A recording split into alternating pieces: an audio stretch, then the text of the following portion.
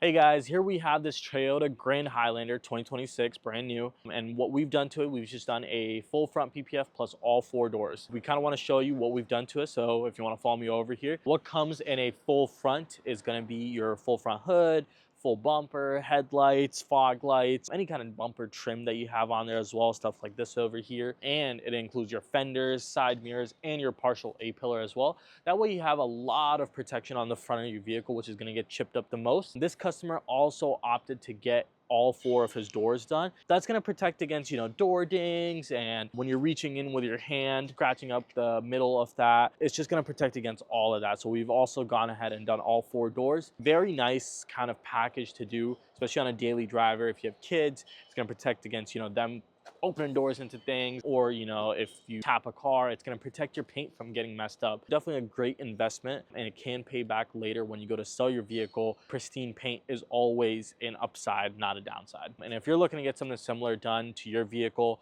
please give us a call or fill out the form online. We'll catch you guys next time.